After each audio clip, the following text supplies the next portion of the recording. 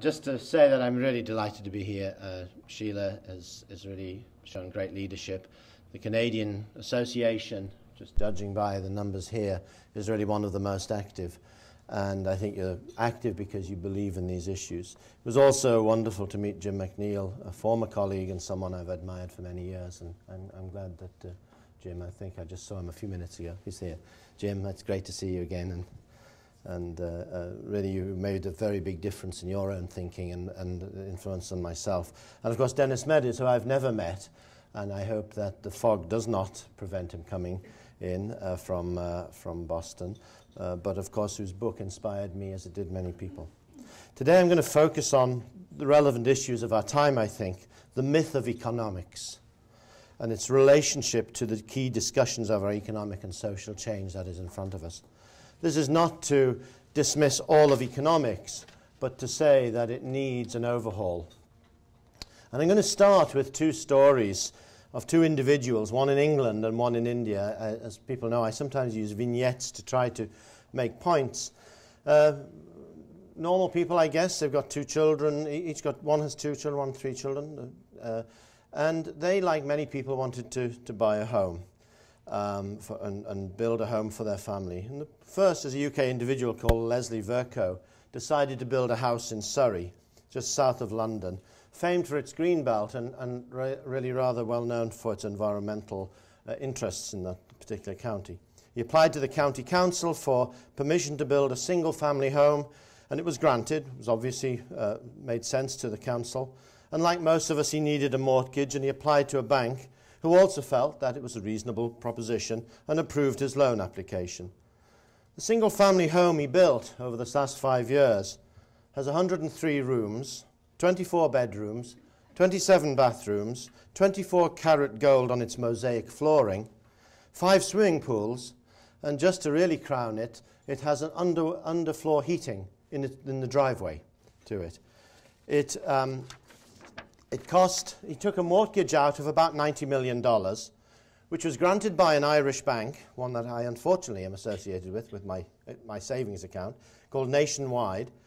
He was now unable to pay. It was foreclosed, and the bank has had to foreclose on him, take over the asset, now not worth as a fraction of the $120 million that they spent on it. And the bank itself has been bailed out by the taxpayer and is now 98% owned by the government. So I think you will imagine there are a few stories in there that relate to how divorced our economics has got in a way, not just from financial markets and housing markets, but almost from reality. The second is a couple in India, Mukesh and Nita Ambani, and their children. They've recently moved into a new home in Mumbai. I don't think they needed a mortgage. It was strictly a cash deal. Their new home has wonderful views going this way onto the ocean, Indian Ocean, and to the east over the city of Mumbai. At 27 stories high, 3 helipads and numerous rooms, this house cost $1 billion to build. I say this because, again, we are beginning to move into a space that is more like the 17th century than this century. Not to be outdone, I looked the other day on the web because I thought, well, I must check my facts, which I did. But one fact I'd gotten wrong is that Mr. Ambani's house is not the most expensive house in the world. That's just been beaten by a house that's being built not far from where I live, in Zug, which is south of Zurich. It's now listed as the most expensive home and has been built for a family and has been constructed at a staggering cost of $12.2 billion. It includes drapes and carpets, you'd be pleased to know. But again, we are bordering on a new world order which is based on ostentatiousness, I think, and the tail end of wealth and poverty, and I'll come on to that in a moment. So what does this tell us? Well, it tells me that somewhere something's going wrong with our global society, and it tells me that our economics is moving in the wrong direction or has moved in the wrong direction. Economics matters because it's the backbone of public policy making. It helps us establish prices for goods and services. It's a cornerstone of our market economies and of our banking and financial systems. It steers investment decisions and it steers economic growth. And it is the metric by which we measure the wealth of nations, and the changes in such wealth determine status in international negotiations and international relations. So in some sense, economics matters. It's also a relatively young discipline, I suppose. I had once said economics is a relatively young science, and I thought, I'm in front of all these physicists, I better be cautious about how I describe economics. But much of our economic grounding can be traced back to about the past 200 years or so. Adam Smith, who's often seen as the founder of modern economics, was at heart a moral philosopher in the age of enlightenment. And he believed that economics and the markets it produced were a means to an important end, that of societal gain or welfare improvement.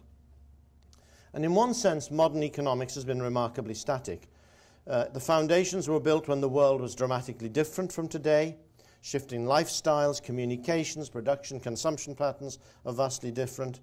And when economies were largely agricultural based, when natural resources were perceived to be limitless, when global public goods were unheard of, and the world has changed, and yet we've been firmly wedded to concepts relevant then, but no longer. And yet the greatest insight that Adam Smith had was that of economics being a means to an end, of poverty alleviation and to economic and social justice. And this seems to be the one thing that we have consigned to the bin. The orthodoxy of the past 30 years, I think you can trace it to the great alliance between Reagan and Thatcher, has taken sort of deterministic economics to new lows or highs, depending on how you think about these issues. The Washington Consensus has left a deep and profound legacy, and the fault lines of which are the justification, it seems to me, for new economics. What I'd like to do now is turn and map out some of these fault lines. There are many. I'll choose a few to give you a flavor of why I think economics must change. The first is the economics of wealth and growth. The limitations of the classical measurements of national wealth have been well documented ever since the creation of national accounts and their use in determining relative wealth. GDP has long been the most quoted and the least understood metric of economics. It's a flow measure most often quoted as a stock. It excludes a great many factors that are of vital importance to the full functioning of society. And in many cases, it manages to include as a positive contribution factors that most of us would deem highly undesirable: crime, social unrest, war. And it excludes factors that are perceived as highly desirable: the protection of natural habitats, forests. That's not mine, I hope.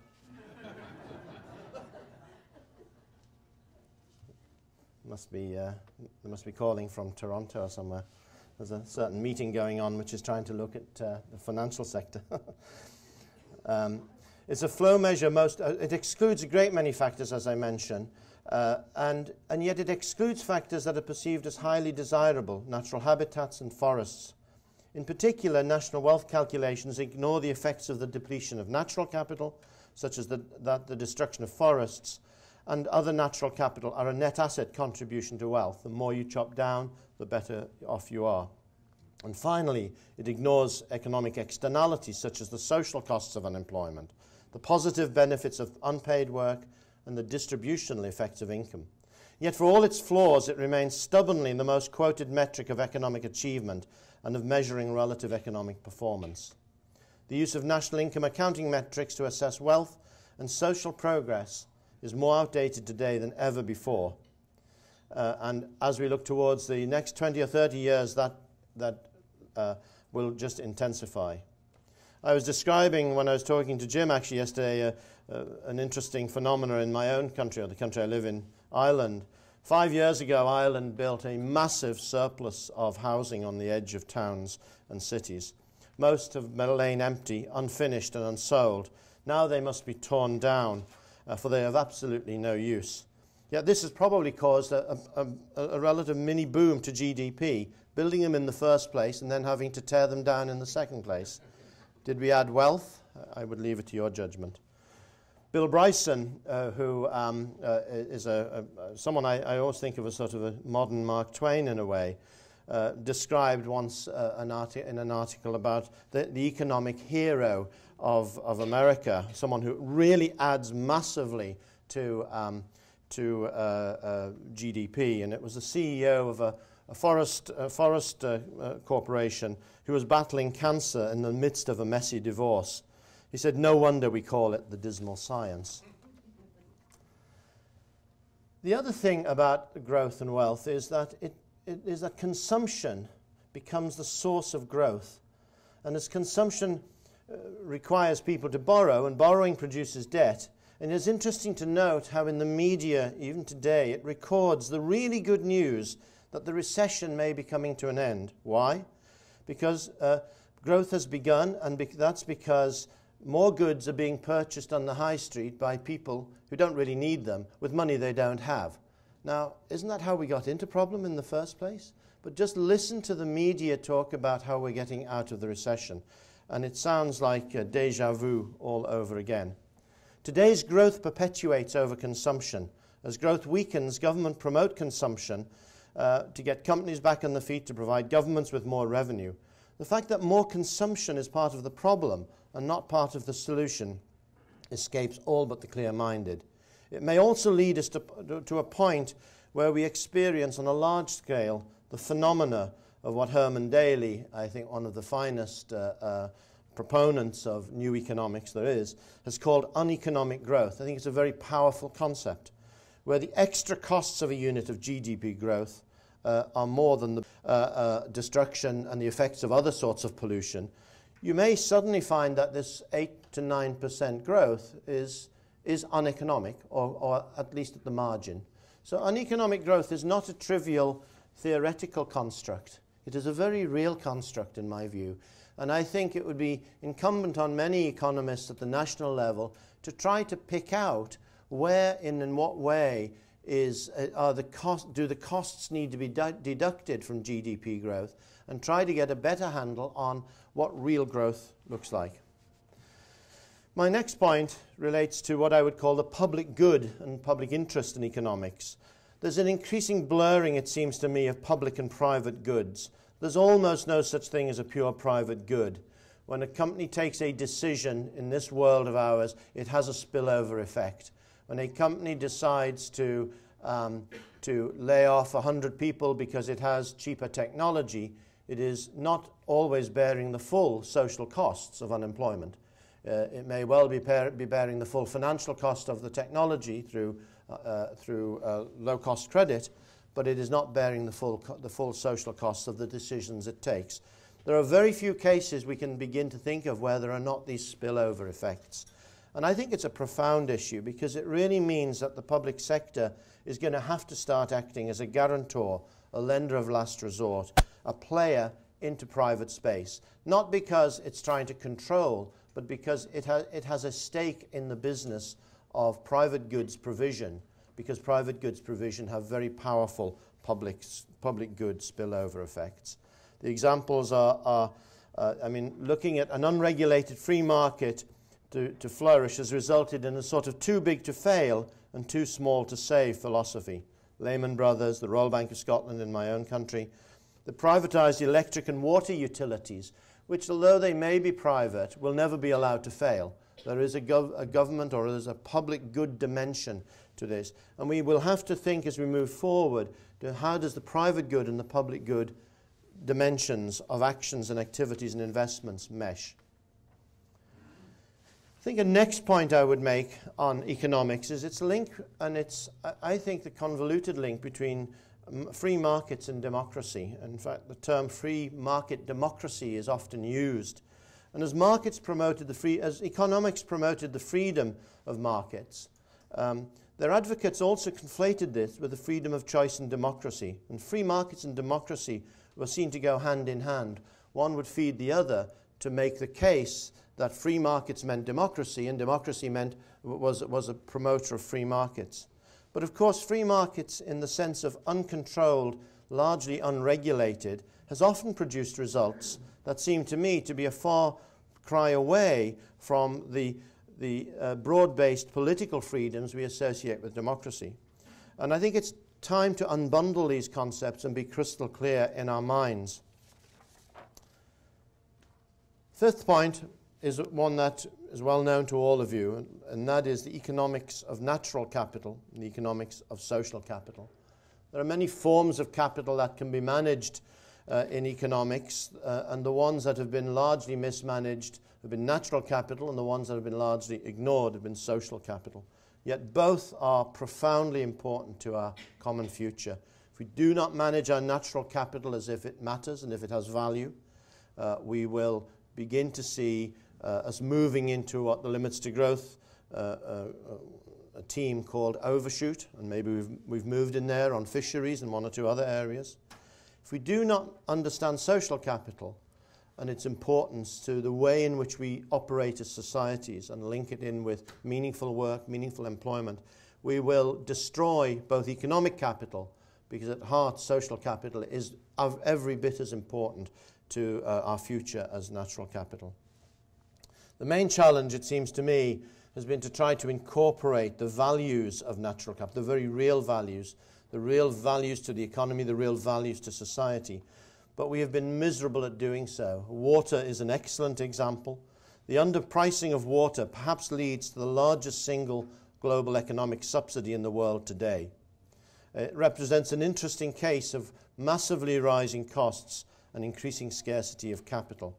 And we are beginning to see water, the costs of water rising in a discontinuous manner. Marginal cost curves, which we all used to do rather smoothly, are now discontinuous. By our concerns with climate change, which I think provided new dimensions to the tasks of applying economics to an environmental bad that is both intergenerational, requires long-term investment, and is a global public good. And it also raises, it seems to me, questions of both generational and spatial equity. Much of the literature is focused, incidentally, on the costs of addressing climate change. Sometimes I think the counterfactual case could be made more. That is, what benefits to economic welfare does long-term and early action bring? The pioneers of economics largely considered a single form of capital, man-made. Labour capital ratios would find the correct optimum between the cost of physical capital and the price of labour. Our world is now significantly more complex, and other forms of capital are beginning to be recognised. Social capital, in my view, has been largely untreated by economists, and yet it may provide a better understanding both of the purpose of economics as well as a more practical understanding of how economies work. Social capital may be described as the range of social interactions that can add value to our contentment, our happiness, our sense of self-worth. It has to do with how secure we feel within our families, our communities and our cities, how safe we feel for our children and their future. And the depletion of social capital can extract a very high economic cost as social disruption, violence and destruction of physical assets, crime and vandalism increase, something I think we will see in Europe in the next few years. Economics that leads to incorrect market signals, increased unemployment, dramatic shifts in distributional outcomes, displacement through poor decisions on the value of natural capital, and massive wealth gains amongst the very few can lead to high social capital costs, which in turn will lead to high and negative economic impacts. So I think we need to start reflecting on how to deal with social capital as a form of capital in its own right. The next point I would make is the blind spots of economics, the equity, justice, distribution issues. Inequity exists in many forms within and between peoples. We know that we have 1.7 to 2 billion people in absolute poverty, spatially and intertemporally over time. Standard measurements of distribution, such as the Gini coefficient, are not quite capturing, in my view, the tail-ending effects of large, ostentatious wealth at one end of the tail and crippling poverty at the other, and not just in the developing world. I think this is not just a developing world issue. And the cracks are now visible. The poorest 40% account for 5% of global income. The richest 1% own 40% of global assets. distribution of wealth and the distribution of income are rather different issues, and there's more inequity on wealth, as you might imagine, than there is on income. The richest 10% own 85% of the global assets of the world. This is a study that was done recently. The poorest 50% own 1% of the global assets in the world. And I think wealth has become much more skewed than income, and it may well be that wealth will be the litmus or the thing that will drive, I think, social tensions, even more than income in a way. We know about the 80-20 split between developed and developing countries. 80% of the developed world owns about 20% of the income, and vice versa. Total income of the richest 25 million Americans is equal to the total income of around 2 billion people in the world. These figures I use to suggest that we are moving into this tail end of inequity, which is going to cause enormous social tension. And when we do that, we cannot expect the bulk of people who are affected by that to have conversations about the future of climate change. So I see the issues of inequity being very directly related to climate change. The sad news, of course, is there's a feedback loop where climate change may well produce increased inequities. The 3 richest people in the world possess more than the poorest 10%. Staggering. Such gross inequities are neither economically sound, socially sustainable, nor politically viable in the long term. In terms of time, we know that high and positive discounts tend to favour speculators and politicians, but rarely anyone else. This has been a very big issue when you're trying to look at long-term investments in natural resources, natural capital, or climate change. The next issue that I think is going to be one of the defining issues in economics over the next number of years is the issue of work and economics. I used to use the word employment and economics, but in some quarters employment is too narrowly conceived as being in the formal sector, jobs in the formal sector. What I'm talking about here more broadly is work.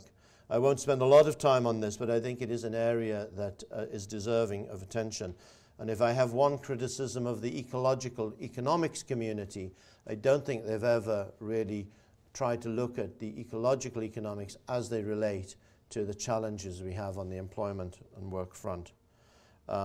With grossly mispriced technological capital, we're witnessing a steady substitution of labour. Even in the poorest parts of rural Africa, we are beginning to see labour being displaced by technology.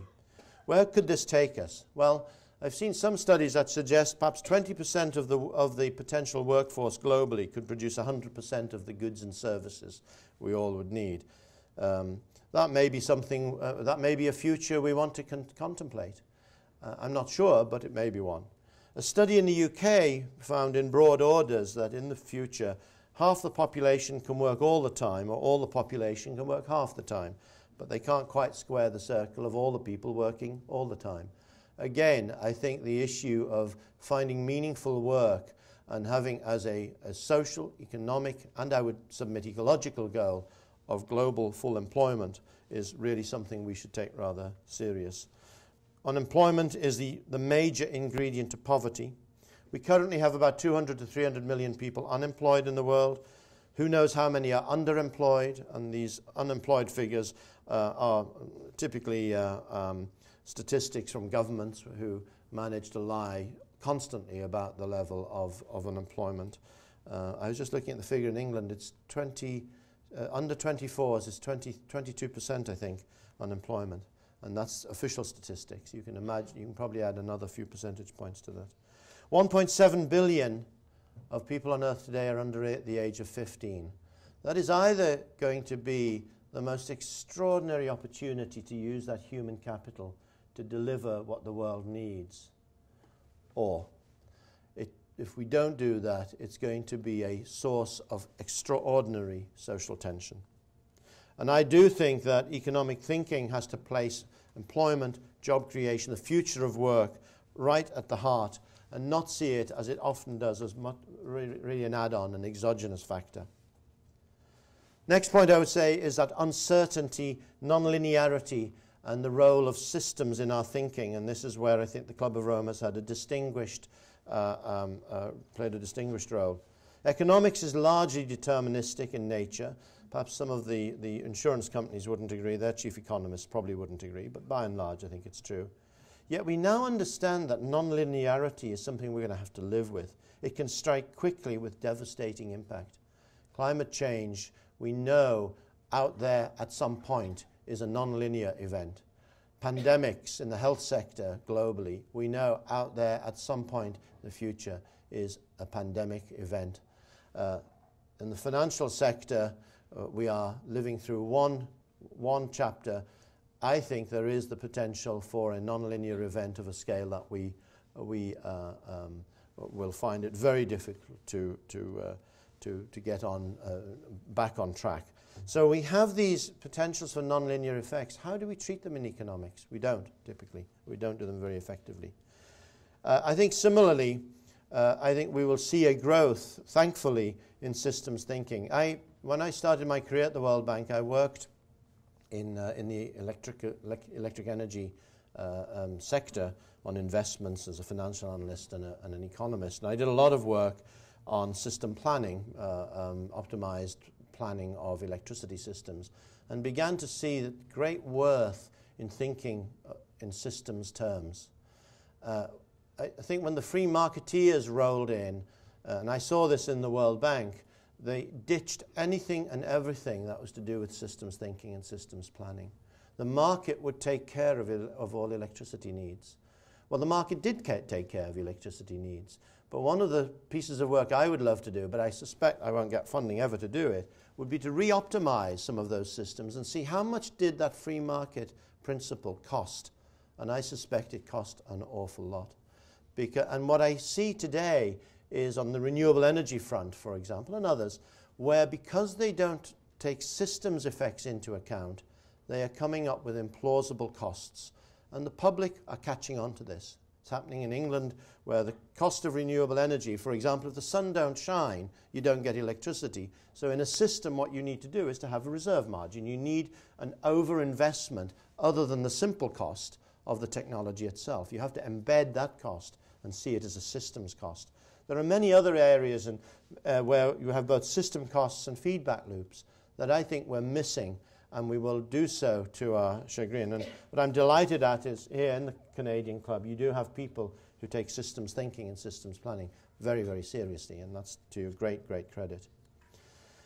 I'm nearly finished my attack on my own profession. The one that I think is the biggest of all, and I'm preparing a short note with a colleague of mine on this. We're thinking of calling it the big divorce, and it is financial markets. It is the way in which real values and economics have become totally and absolutely divorced from the financial marketplace. And I think this is going to cause us all kinds of problems. A market that could operate under a philosophy of hands-off, of more is always better, of private gains will always produce public gains, and trust us. Trust us, markets do it for you. The global financial crisis now offers us a lot of insights of just how wrong we were to accept. We need a financial sector that gets back to its basic roots, to the Adam Smith roots of a prudent way of maximizing welfare, of moving a casino banking system that fueled project speculation to an efficient means of helping people to have a home, for example, in the housing market, not fueling the consumption that has left personal debt at all-time highs. In the UK, my own country, debt is one of the highest in the Western world, 161% of household income in 2010. It's staggering. The US is not far behind that. And I do think we have got to see how do we push the financial markets into the real sector.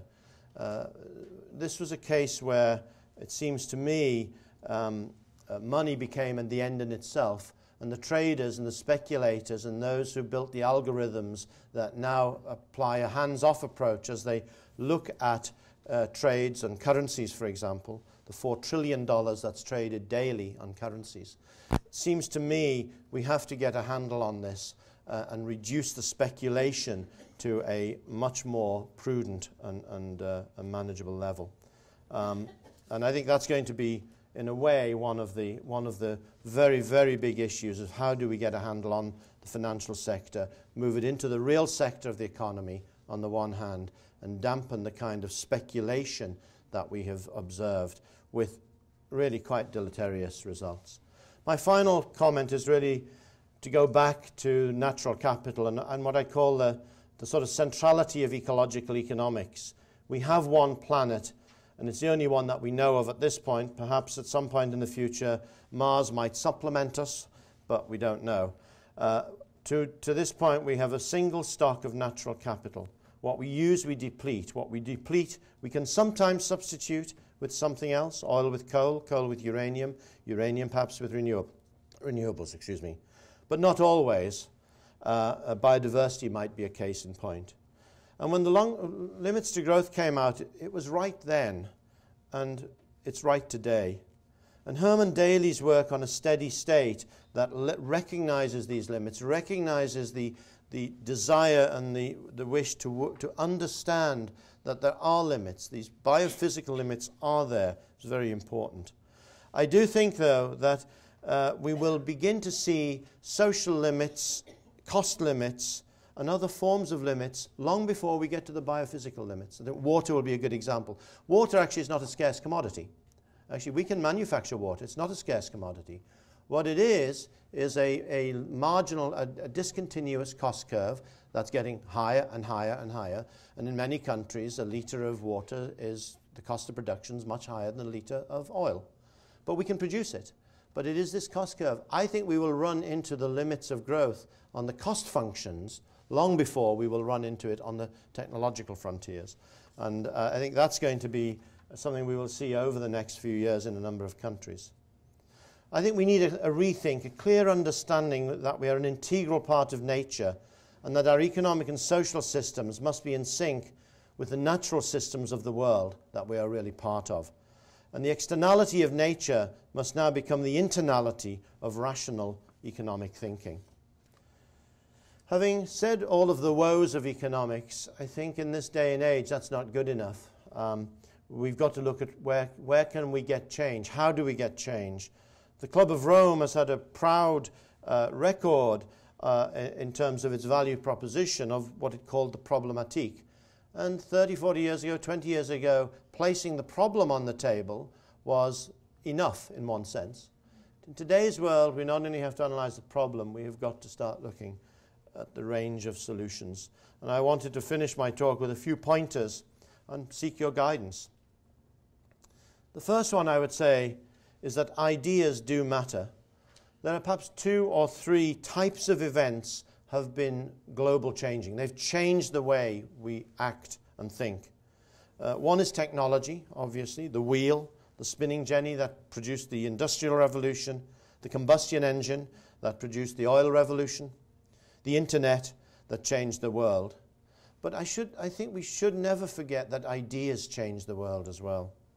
And what we are what we are now, I think, got to look for is a new intellectual revolution that's rooted in a new and comprehensive theory of change, and I would say survival for the 21st century, a kind of manifesto for the millennium. I think we can look to some of the giants that have served us well so far.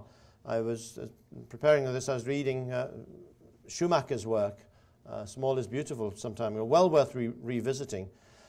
He wrote about Buddhist economics as being, and I quote, to obtain the maximum of well-being with the minimum of consumption. It's not a bad maxim to have.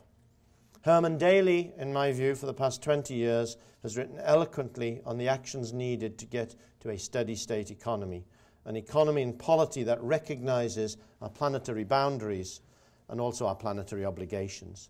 Amartya Sen, Joe Stiglitz more recently have worked on measurement. Measurement is important. It's a sufficient but not necessary condition for taking action. But it does help us frame the types of actions. And in some sense, limits to growth, I think if we were going to pull a stunt, we would try and pretend that it was written last week and we wouldn't change a word in the book other than perhaps a couple of dates, and it would read as fresh today as it did in 1972. and I have reread it, plus the update, and certainly the update could have been written last week, and somehow we have to get that message over. We need a new credo for humanity, one based upon mutual respect, a people-centered and nature-focused approach. The time for a new age of enlightenment, a renaissance in thinking, has never been more required than it is now. And I would not underestimate the receptivity that new thinking could bring about and the change it could bring about. But keeping our heads in the clouds of a sort of philosophical musings is not enough. We also need action. And here I would look at two or three areas. The first is institutions. We've got to shape and reshape and uplift our existing institutions so that they can explicitly recognize the public good component of economy. They can chop the tail ends off the distributional curves. They can recognize natural capital as something to treasure, and they can make markets do what they were always supposed to do. For example, on financial sector reform, there are meetings going on this week which are looking at some of the financial and banking sector reform. In my sense, it's sort of arranging the decks on the Titanic, and they will no doubt come up with modest and useful things to do, reserve margins on lending, etc. But we've got to take much more strident action that's much more people-centered. Hazel Henderson has suggested that the sort of global casino of banking should never be more than 10 to 15% of GDP. She claims that in studies she looked at that it was up to over 40% in some countries. We need to close down offshore banking, something that could have been done very simply, very easily. But it was the threat of the bankers who said in London and in New York, if we don't give in to us, we will go elsewhere. Why Obama and Cameron didn't say, fine, and we will track you down, because if you go to offshore banking, we will find you. But they didn't. They've allowed offshore banking to continue much as ever. And someone who's visited Liechtenstein recently and seen what is happening, it's business as usual. We've got to limit bonuses to some reasonable multiple of salary and link it to new metrics, contribution to financial stability and sustainability, not to short-term profitability. We need a new generation of institutions that can guide the economy by setting in a predictable manner value guidance on key public goods and public interest assets. Even if value does not mean setting price, it can be used to check the quality and relevance of investments to ensure that they reflect the real values. We have third-party independent judgments on interest rate policy, financial policy. Why not have similar systems, similar institutions on real values, a real value index for houses, for water resources, for forests, that we could say to investors in a country, for the next 5 years, the value of water to our society is X in such and such a quality, and you must use that value. That must be used in all of your policy and investment decisions. You may have flexibility in how you price, because sometimes it's not easy to move rapidly on price of natural resources. But at least the policy and investment decisions you take reflect the real societal value. And I think that's something that could be done relatively easily if we had some modest political leadership. I do think we have to invest in new thinking and analysis on how to ensure global full employment. If we don't, we run social risks of a huge nature. And on the markets, in addition to doing things right, which is what I've been talking about in terms of overseeing markets, I also think we have to get markets to do the right thing. That is, create markets where markets don't exist through the mix of public and private investment. Carbon markets as one example, but there are many other markets of goods and services, if carefully and prudently managed and designed, could add enormous value and make markets do what they were intended to do, provide maximum welfare at reasonable and prudent costs. My final comment is on governance. I do believe we will need new governance arrangements for the new world we face. I don't think a world government is an option at the moment, certainly with your friends south of here, but I do think it is something to start a conversation on. Most of us, all of us in this room, are global citizens. Our children and their children will be global citizens. What they do will affect the world. What happens outside will affect them. None of us has any representational space for getting our thoughts put into legislative bodies. I do believe that over time there will be the case for some form of global governance that will deal with global problems, and it will be part of a new order of democratic thinking. I think we've got to set up new standards and the ranges of standard regulation, the kinds of stuff we're talking about, curb speculation on new and largely untested financial products. As a parenthesis, Hazel Henderson is $4 trillion of daily currency trading. I do think the case for the Tobin tax is worth bringing back, perhaps in another form. I think we have to try to curb that. And we've got to bring banks and banking back to people.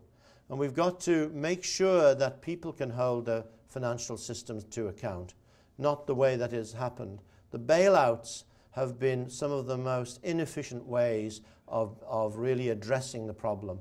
Taxpayers have been heavily taxed to have money put by governments with very little control into the banking community with lots of promises, and yet the bonus culture hasn't changed. The essence of banking really hasn't changed.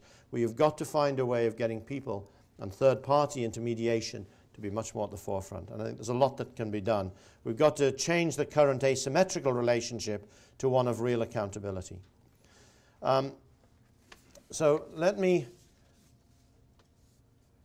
stop there. Let me just say that global governance I see as being well beyond the role of the United Nations or the reform of the United Nations. I actually, having spent time at Copenhagen at the climate change meeting, I then vowed I would never go ever to another United Nations meeting, and so far I've held on to that, because to observe total chaos was not unusual, but to observe the definition of emerging consensus in the United Nations of the agreement of the least committed to the least interested seems to me to be a real disaster in the making. We deserve better.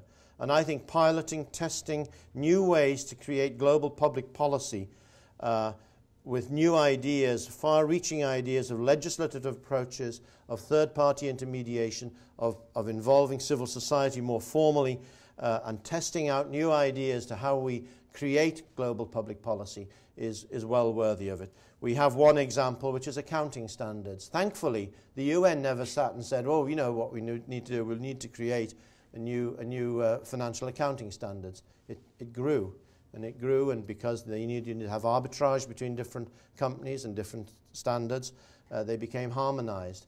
Now they're codified, and there is a global standard. There's a global governance associated with financial accounting standards that didn't derive from a top-down approach.